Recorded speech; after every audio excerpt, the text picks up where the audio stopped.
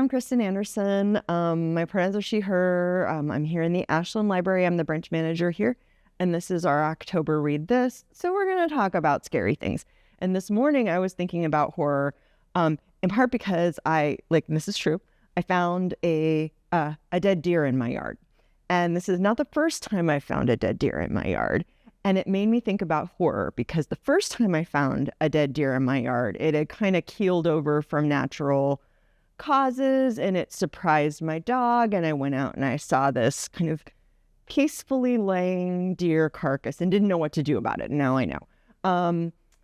This morning, the deer had not died of natural causes and there were guts.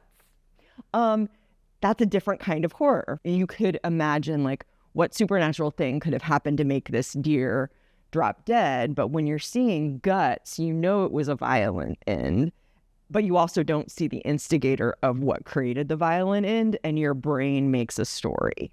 My story is not a horror story. It's a story of a cougar, but still, it's kind of horrifying to know that deer are dropping dead and very close to where one sleeps. So that made me think about horror more, and I already knew I was going to be talking about this morning. So I want to say that horror, and if you want to hear Briston Strong, who also works for the library, and I talk about why we like horror, we actually did a radio interview on JPR called JX Reads. You can find that at the JPR website.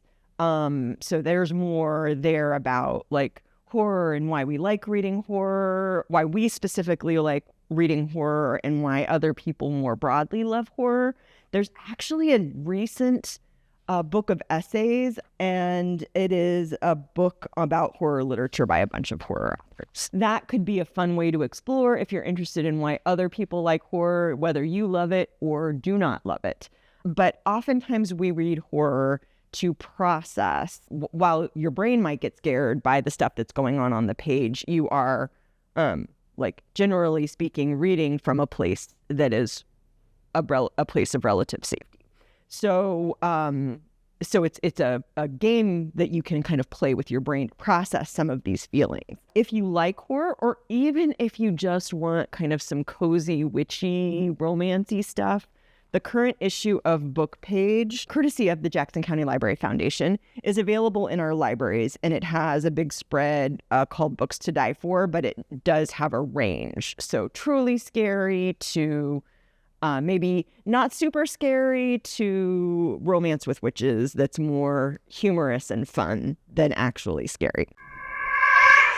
There's lots of different kinds of horror. There's the kind of horror like finding a deer disemboweled in your yard.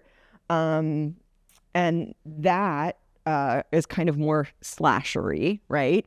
And then there's more supernatural horror that's more freaky and creepy, and something's around me somewhere, and what am I going to do about it? Horror. There's just such a range. So I figured I'd talk about a few things that I had seen recently that were coming up amongst staff as favorites, but also ones that I had read that were favorites. Certainly one of the current big names in horror that I'm going to just skim over because I think we're going to talk about him next month during Indigenous Heritage Month.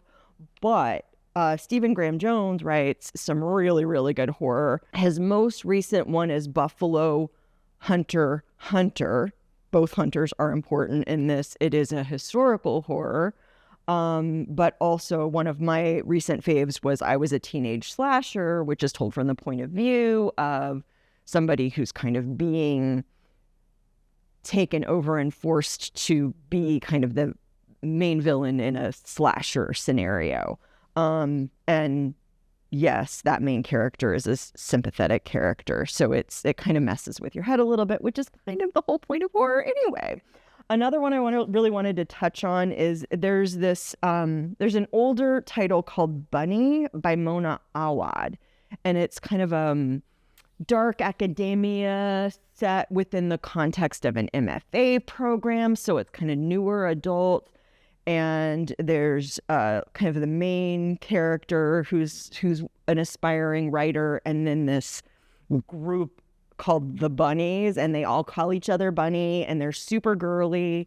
And it kind of has a Heathers vibe if you're familiar with that plot. So you've got like the Veronica, who's the main character, and the bunnies are like the Heathers. And it's horror. The reason I'm bringing it up now is there is a sequel that's already out that I am excited to read but have not yet, called We Love You, Bunny. And that came out this year.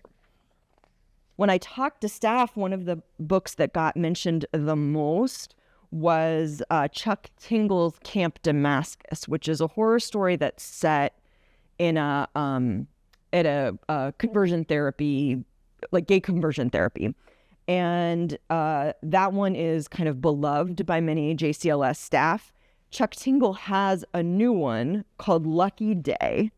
And it is, the setup is that there was a day of a low probability event. So lots of these really like just ridiculous things happened that result in people's death across the world on this one specific day. Manhole covers exploding, or just really random weird things happening that resulted in people dying.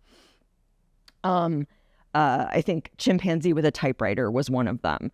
And then the main character is a statistician.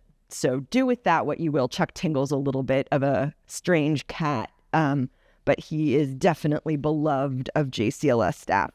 Cassandra Caw has one called The Library at Hellebore.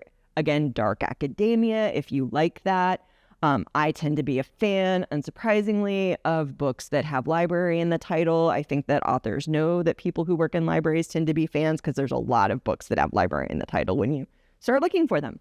But Library at Hellebore is a dark academia, and it's about kind of a school for magically gifted, but more towards the dangerous side. It describes them as antichrists and Ragnaroks, the world eaters and apocalypse makers. And Hellebore promises redemption, acceptance, and a normal life after graduation. So that's the setup for Library at Hellebore. I have really enjoyed some of her horror before, so it might be worth checking out. Sherry Priest's It Was Her First House is going to be a gothic with a silent movie star at its center and a detective, and this woman, a ghost, keeps luring new people into the house, much to their peril. So kind of a traditional ghost story. Sherry Priest I think of as kind of more of a, she's definitely a genre fiction, but I think of her more when I think of sci-fi. So I'm curious to see how that one is. Coffin Moon by Keith Rosen is, so he wrote a book called Fever House. He tends to write horror with former military suffering from PTSD at their centers, which is kind of interesting. This one has a Portland setting and is a returning Vietnam veteran. And I'm excited for that one too. How to Survive a Horror Story is one of those setups where a whole bunch of people are invited to a mysterious mansion to engage in some sort of competition, and the game master in this case is like a famous horror writer, and mayhem ensues, as so often is the case in horror novels. The one I talked about at JX Reads that I wanted to mention here is kind of a gothic-y feeling one, but it isn't gothic in that there's a horror story. But let me define gothic. I've done it before, but like I recognize that not everybody watches every video. So gothic is often a haunted house story is a gothic story. The Haunting of Velkwood by Gwendolyn Kiste, that it won the Stoker Award, which is the primary genre fiction award for horror that is awarded every year. And that this would have won as the best horror that was published in 2024, and we'll get an award for 2025 early in 2026. So this is the Bram Stoker Best Novel Award winner, and it is the basically a little suburban development, small stuff happened, and then that neighborhood just kind of became almost like a Bermuda Triangle-y. You weren't able to go in unless you had been there before. Only one person came out. Everyone else inside of it is thought of as being dead, but it's haunted. It's been like 20 years, and now the one survivor is going back in, and there's researchers studying this Bermuda Triangle narrator. And the interesting thing about it is that the horror associated is like, yeah, it's a horrible situation to have kind of this kind of haunted neighborhood situation, but the real horror is when you start reliving what was going on in that neighborhood and the little pockets of things that happen in a normal neighborhood that can be kind of horrifying. There's just like man's inhumanity to man kind of stuff.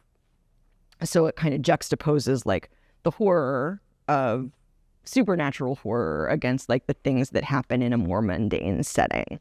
And that is where horror is kind of so amazing, is it lets us look at our world in different ways. Those are the ones I wanted to talk about today. And we'll see you next month. And hopefully you found something in that you will like. But I recognize horror is an acquired taste. There are certainly lots of other books in the library. And take a look at our catalog and find something else if horror isn't your jam.